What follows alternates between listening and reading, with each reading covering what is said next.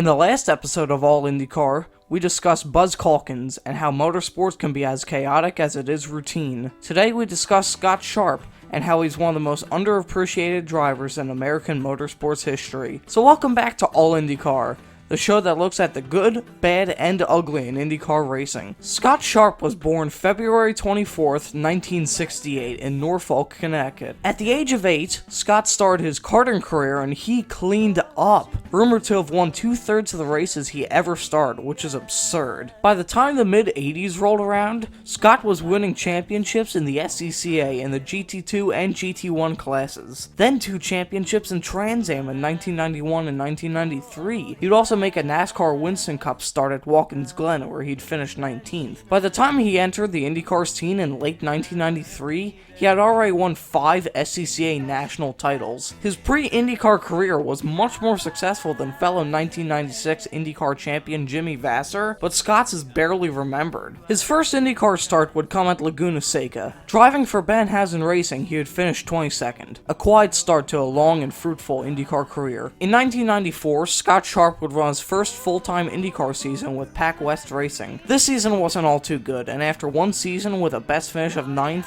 he left Pac West Racing and moved over to AJ Foyt. He would make a one-off start at the 1995 Indy 500, but when AJ Foyt moved over to the Indy Racing League, his career changed for the better. The first race at Walt Disney World got off to a good start with a 4th place starting spot, but would end badly when he crashed with Eddie Cheever. Phoenix 2 months later would see immediate improvement. A 6th place starting spot would turn into a 2nd place finish behind race winner Arie Luyendyk. Then once the Indy 500 rolled around, he would crash once again, but since his main title threat, Buzz Calkins, crashed nearly 45 laps earlier, they tied for first in the championship. Of course, with no tiebreaker system in place, they became the 1996 IRL co-champions. Despite that being the case though, I think this isn't his best season. I don't even think it's in the top 5. Be honest, if you saw a season as inconsistent as this one, you wouldn't call this a good season. This is on par with Michael Waltrip's 2001 NASCAR Cup season in terms of inconsistency. Besides a win at New Hampshire, 1997 would be crap. I'm not even going to go in depth about that season, that's a video for the future. 1998, he would rebound. He would leave AJ Foyt for Kelly Racing, and thankfully for Sharp,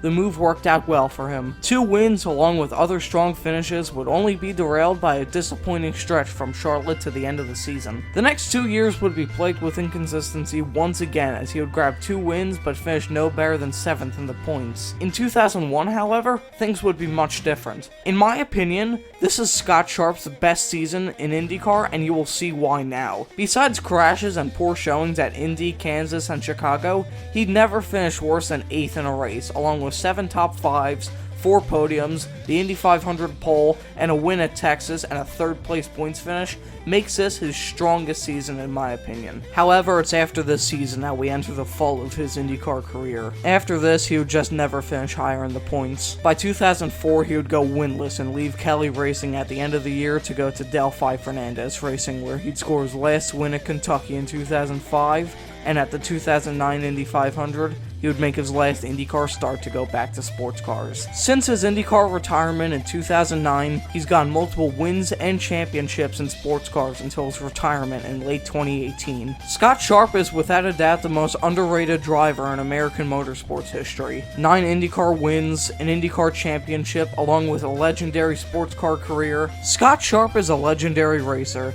It's just a shame he doesn't get the praise he rightfully deserves.